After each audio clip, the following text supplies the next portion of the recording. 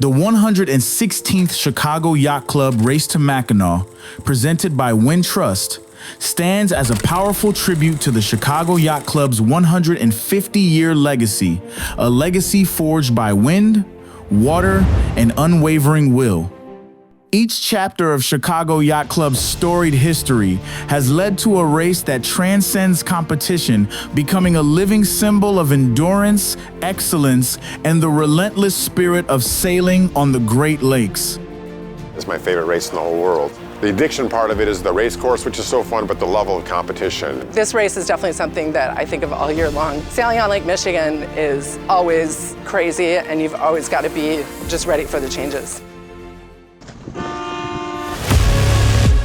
The cruising division commenced the 2025 race to Mackinac, framed by the breathtaking silhouette of the Chicago skyline, a scenic start to an iconic journey.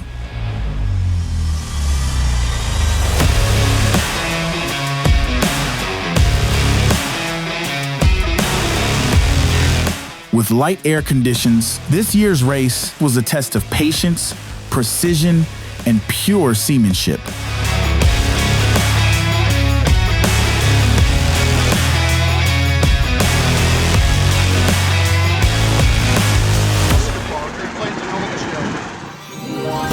With the cruising class already bound for Mackinac, the racing division savored one last evening beneath the city lights before leaving them behind for the open water. It takes so long to prepare for a race like this, to make sure the boat is ready, make sure you've got everything on the safety list, make sure you've got competent crew, the provisions, everyone's gonna be well fed, well hydrated, and there's just so many details. Just before the race, we have a little extra time to get together, to go through the rules again with everyone, just to get everybody thinking the right way and getting ready to race.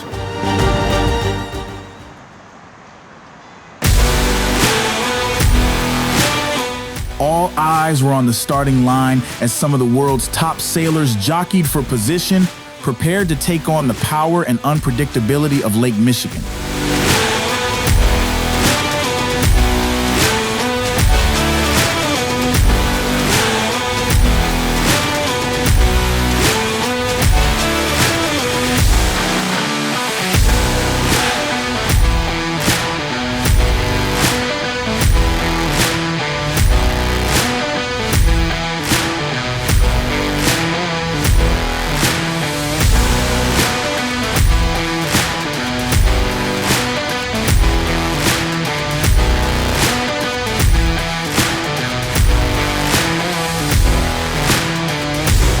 New this year is the Skyline Sprint, and we're sailing from the start to Montrose Harbor, and then we're sailing out to the lake.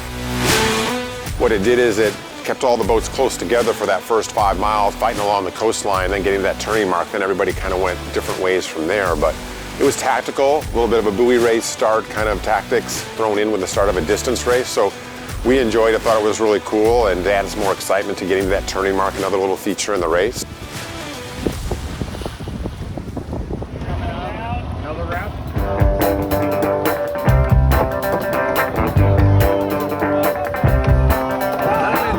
What keeps me coming back every year is that I grew up on Lake Michigan, and it's the only time I see a ton of people that I know. And it's just so fun to reconnect with the sailors every year and try to win the race again. Conditions are really good. We've got a sustained 11, sea's pretty flat, and kind of screeching along.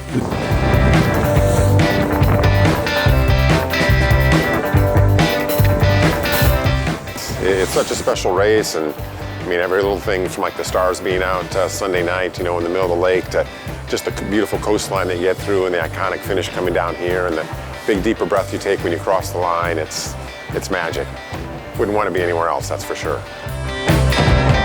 Known as America's Offshore Challenge, the 2025 Mac race tested sailors' tactical instincts, patience, and mental endurance over the 333-mile course up Lake Michigan. I love going along the sand dunes. I just love going through the Manitous. That's my favorite part.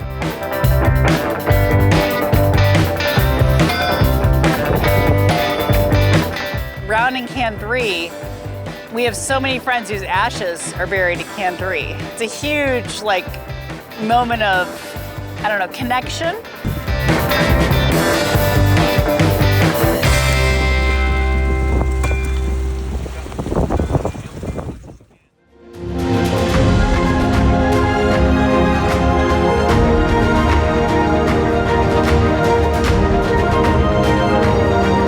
No stranger to leading the charge, Whitehawk once again was first across the finish line, claiming line honors for the cruising division in this year's race to the island.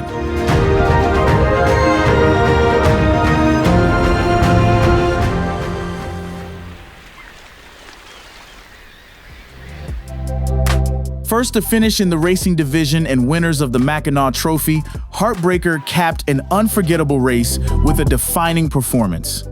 That one is for the books in a lifetime for a kid that grew up watching boats go past the cottage and say, I want to do that someday.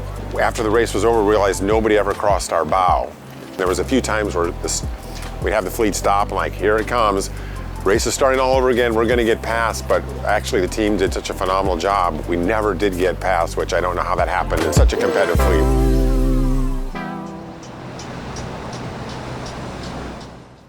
Going under the Mackinac Bridge, dudes.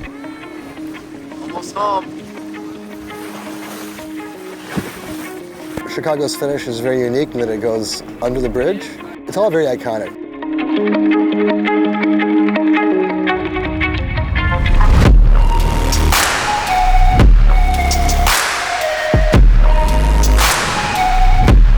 And as you're going, you're wondering why you're doing this. And when you get here, you know why. It's a sense of accomplishment. I can't tell you how many people that have been first-timers on this race that they had tears in their eyes and were all choked up when they talked about their experience on the race. It's a rite of passage. Once you've done it, that's something nobody can take away from you. It's the accomplishment. All the stories that you made it through. Like if you go to the Pink Pony, everyone's gonna talk about what they overcame, and it's like you against nature, and it's something you achieve. You know, it's like a marathon. No one would ever say running a marathon is fun or climbing Mount Everest is fun. It's not fun to do, it's amazing to do.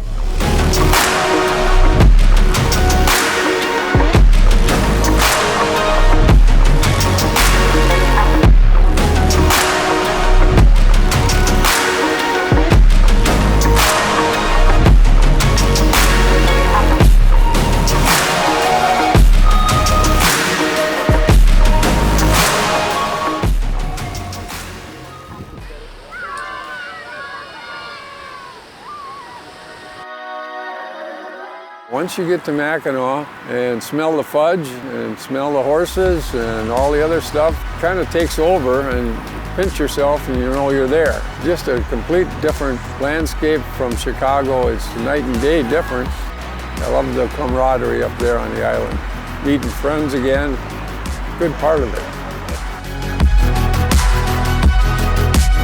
It's always good to see familiar faces, and everyone's happy to be here. I've never seen anyone unhappy to be on Mackinac. It's nearly impossible to have a bad time when you're standing on an island you sailed across Lake Michigan to reach, surrounded by friends, both old and newly found, who braved the same journey to get here. There's a quiet magic in that. And as the last boats dock, you realize it wasn't just about the destination. It was about everything it took to arrive. The 116th Race to Mackinac, presented by Wintrust, stood as a powerful tribute to Chicago Yacht Club's 150 years of sailing tradition and carried the spirit of the world's largest annual offshore race.